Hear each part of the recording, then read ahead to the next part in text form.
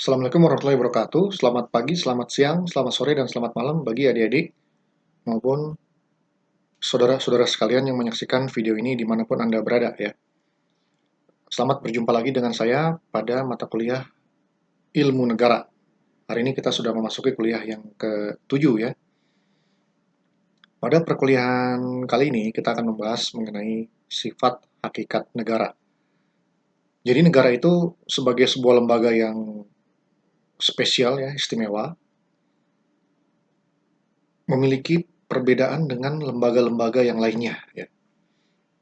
Oleh sebab itu negara memiliki sifat hakikat yang khusus ya, yang eksklusif yang tidak dimiliki oleh lembaga-lembaga yang lainnya ya, seperti itu. Nah, sebelum kita membahas satu persatu apa saja itu sifat-sifat hakikat negara, maka kita pelajari dulu mengenai apa itu pengertian hakikat ya. Nah, hakikat itu pada prinsipnya adalah, pada dasarnya adalah suatu hal yang bersifat langgeng ya, atau abadi. Suatu hal yang bersifat langgeng atau abadi. Langgeng, abadi ini, nah itu berarti tidak berubah-ubah ya, tidak berubah-ubah seperti itu.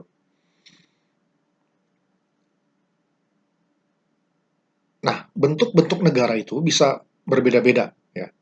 Ada negara yang bentuknya itu kesatuan, ada negara yang bentuknya itu federal atau serikat ya, ada negara yang menganut bentuk pemerintahan republik, ada yang negara yang menganut bentuk pemerintahan kerajaan. Tapi negara yang bentuknya beda-beda itu tetap sifat hakikatnya itu sama ya, sama, di mana-mana sama. Mau negara itu bentuknya apapun, bentuk pemerintahannya apapun, sistem pemerintahannya apapun, tapi selalu sifat dan hakikatnya itu sama ya. Dan sifat hakikatnya ini ya itu tadi ya, bersifat langgeng, abadi, dan tidak berubah-ubah ya, seperti itu. Nah, dengan perkataan lain, walaupun tiap negara itu uh,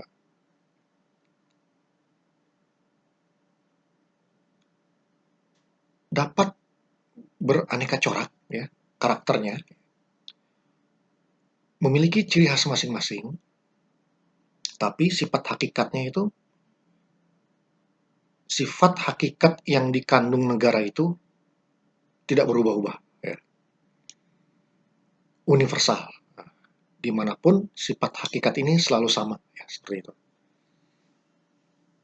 Nah, negara memiliki sifat-sifat hakikat yang khusus seperti yang saya katakan tadi ya, yang dimana sifat-sifat hakikat ini tidak dimiliki oleh manusia ataupun tidak dimiliki oleh organisasi-organisasi lainnya ya.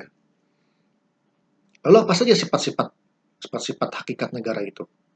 Nah, nanti dari sifat-sifat hakikat ini dapat kita kaitkan dengan praktek yang terjadi ya, secara faktual sekarang ini, khususnya di negara kita ya, seperti itu. Yang pertama, negara itu memiliki sifat alat yang memaksa ya, coercive instrument, alat yang memaksa. Negara dapat mengeluarkan, nah, alat yang memaksa ini memiliki pengertian ya, atau makna bahwa negara dapat mengeluarkan peraturan perundang-undangan yang bersifat memaksa ya, atau mengikat warga. Bersifat memaksa atau mengikat warga. Nah, untuk apa negara mengeluarkan peraturan perundang-undangan? Ya, seperti itu. Itu tentunya dalam rangka mencapai ketertiban di masyarakat. Nah, apabila peraturan perundang-undangan itu tidak ditaati, ya, tidak ditaati, maka negara itu dapat menggunakan kekuatan fisik ya, secara legal tentunya, dengan mengerahkan alat-alatnya ya, seperti polisi ya, Satpol PP, bahkan sampai kepada tentara ya, seperti itu. Di masa pandemi ini terasa sekali ya, peran negara itu sebagai alat yang memaksa ya, atau coercive instrument. Nah, seperti itu.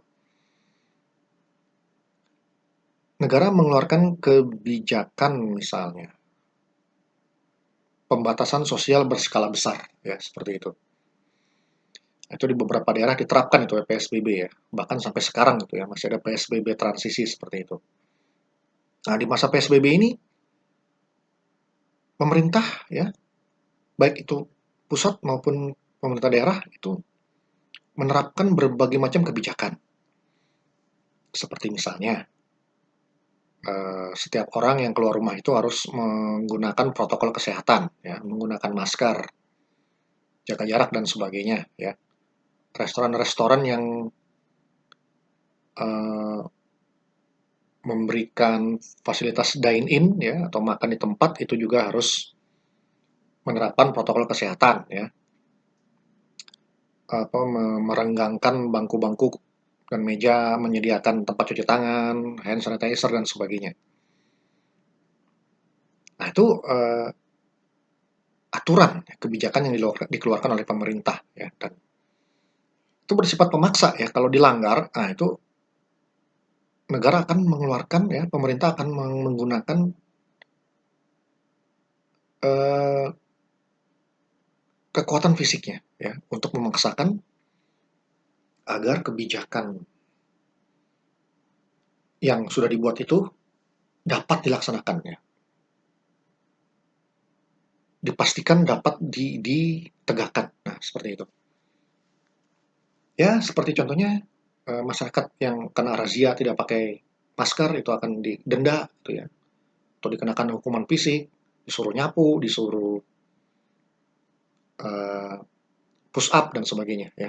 Kemudian resto-resto yang ketahuan tidak menerapkan protokol kesehatan ya, seperti misalnya menerima tamu melebihi 50% kapasitas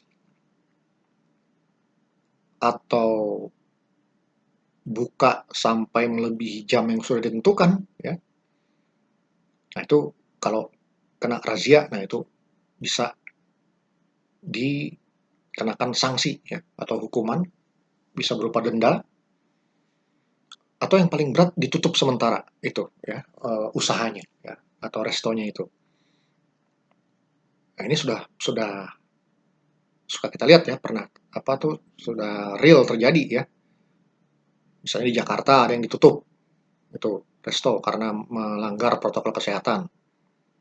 Di Bogor ada resto-resto yang kena denda karena membuka restonya melebihi jam yang sudah ditentukan. Nah, itu adalah contoh-contoh konkret sifat hakikat negara sebagai alat yang memaksa ya, seperti itu. Nah, dalam demo-demo Omnibus Law nah, juga kan, walaupun demo itu merupakan hak asasi manusia ya, tapi kalau pelaksananya itu melampaui batas yang menimbulkan kerusuhan, maka alat-alat negara itu akan menggunakan ya kekuatan fisik untuk menertibkan para pendemo ya, seperti itu. Nah, itu yang pertama, alat yang memaksa. Kemudian yang kedua, negara itu memiliki sifat hakikat monopoli. Monopoli.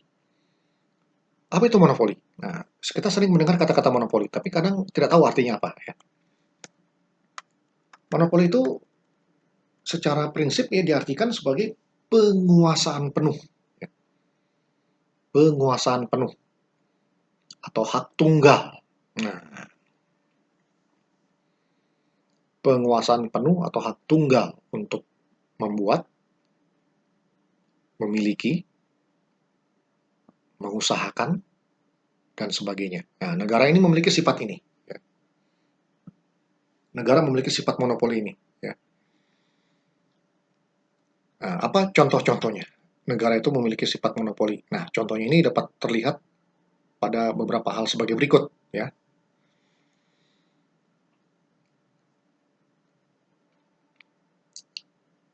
Sebagai contoh yang pertama, sifat monopoli daripada negara ini adalah negara mengatasi semua golongan. yang ada di masyarakat.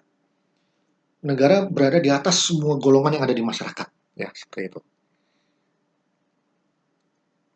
Misalnya, ya negara yang menentukan ormas mana yang boleh boleh melakukan kegiatan dan ormas-ormas mana yang harus dibubarkan karena mengancam keamanan negara. Nah, itu contoh negara berada di atas golongan, ya seperti itu.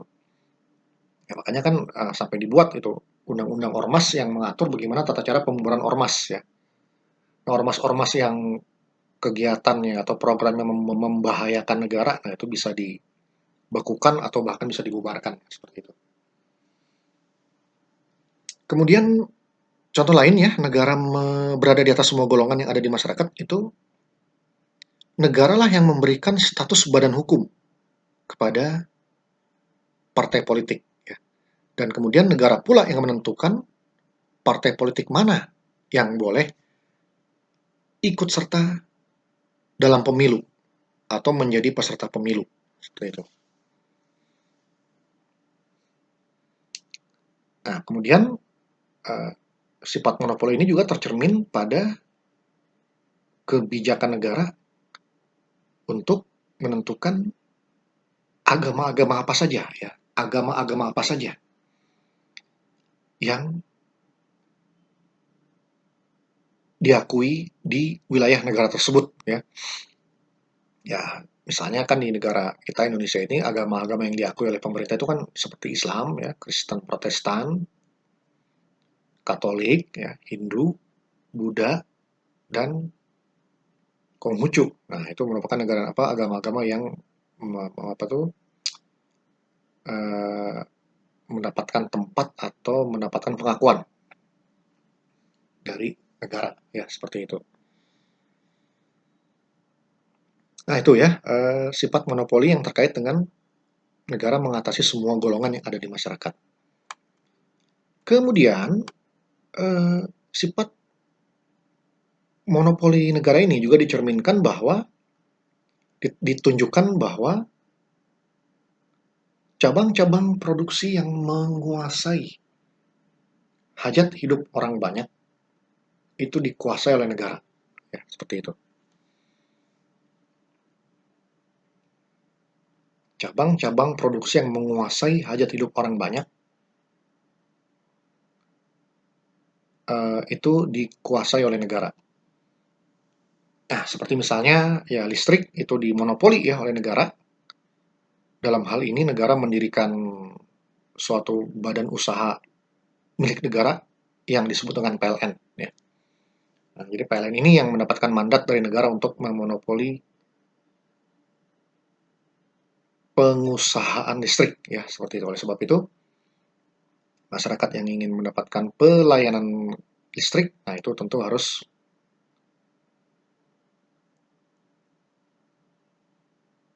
mendapatkan atau mengajukan member ya atau langganan kepada perusahaan listrik negara. Ya, itu cabang-cabang produksi yang vital itu ya, listrik itu menguasai hajat hidup orang banyak, sehingga memang harus didominasi ya, harus apa tuh dikuasai secara mayoritas oleh negara ya melalui instrumen-instrumen BUMN yang dibentuknya seperti itu. Kemudian untuk pembuatan senjata ya atau alat-alat pertahanan, alutsista, nah itu juga sama dimonopoli oleh negara melalui perusahaannya ya atau BUMN yang bernama PT Pindad ya seperti PT Pindad. Itu contoh-contoh ya beberapa cabang produksi yang vital yang menguasai hajat hidup orang banyak sehingga dikelola sepenuhnya oleh negara ya seperti itu. Nah, kemudian sifat sifat monopoli ini tampak juga ya.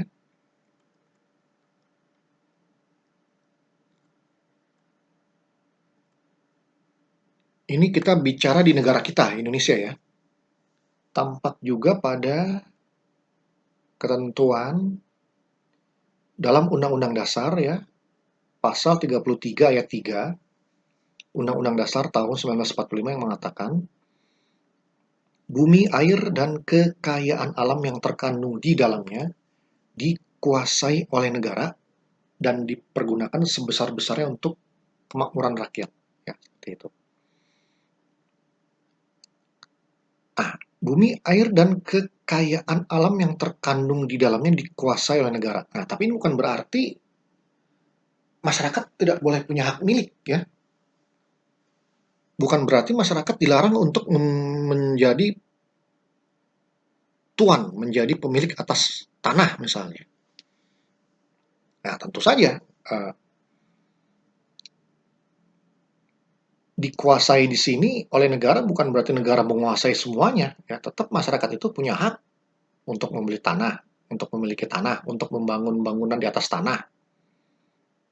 Ya, bahkan negara malah mengkuatkan hak masyarakat itu memiliki tanah dengan mengeluarkan sertifikat hak atas tanah. Ya. Sehingga tanah yang dimiliki oleh seseorang itu atau masyarakat itu menjadi jelas statusnya, menjadi kuat haknya dengan adanya sertifikat tanah. Nah, jadi di sini berarti bumi, air, dan kekayaan alam yang terkandung di dalamnya itu dikuasai oleh negara, bukan berarti negara memiliki atau menguasai secara total, secara mutlak, ya tidak begitu. Ya. Masyarakat tetap itu memiliki hak untuk menikmati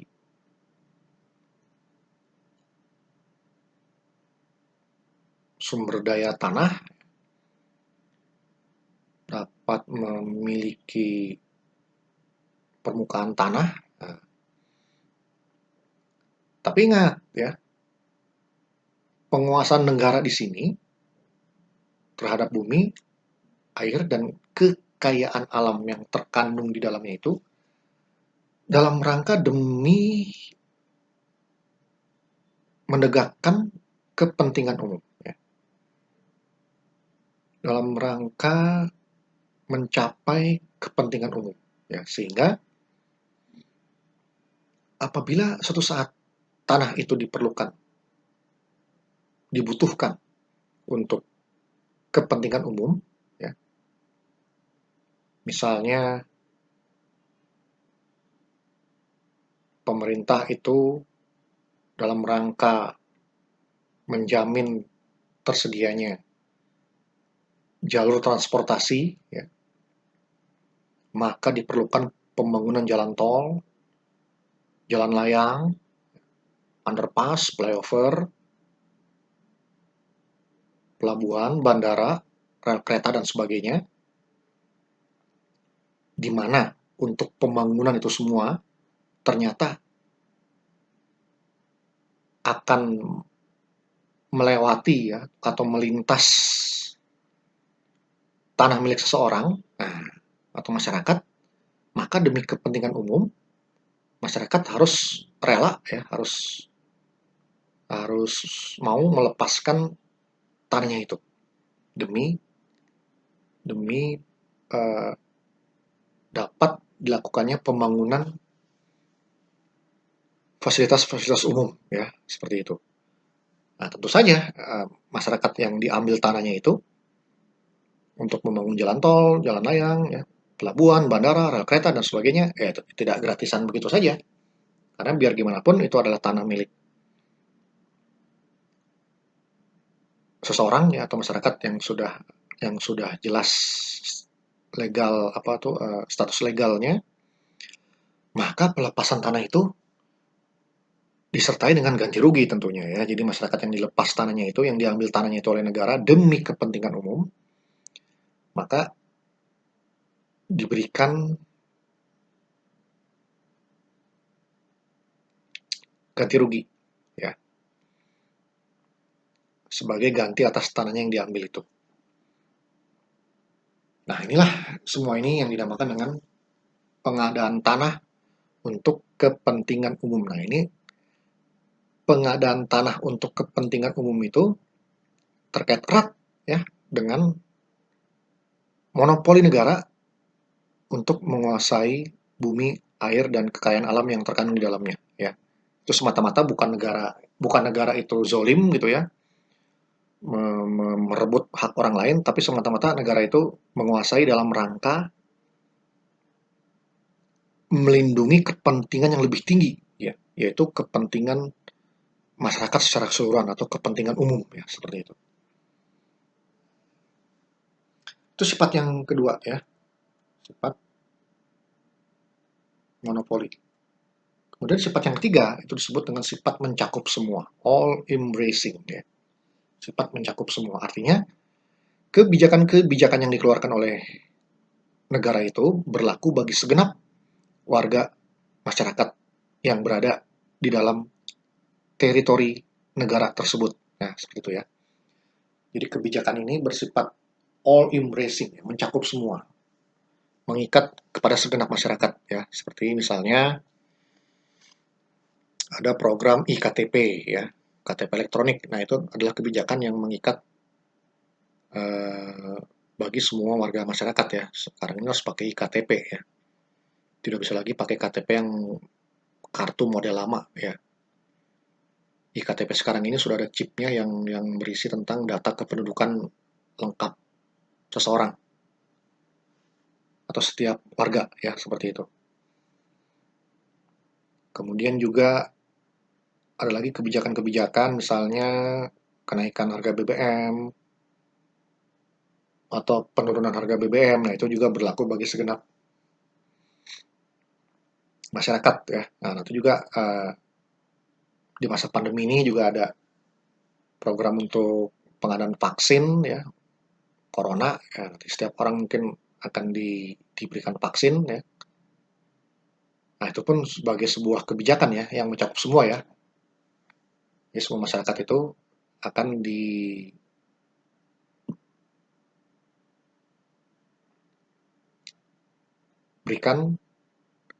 vaksinasi agar dapat mencegah menurunnya virus corona. Nah, itu juga all increasing, ya, seperti itu. Mencakup semua. Baiklah, mungkin itu dulu yang bisa saya sampaikan pada kuliah kali ini. Apabila ada pertanyaan, silakan diajukan pada forum diskusi e-learning maupun pada kolom komentar YouTube. Lebih kurangnya mohon maaf. Wassalamualaikum warahmatullahi wabarakatuh.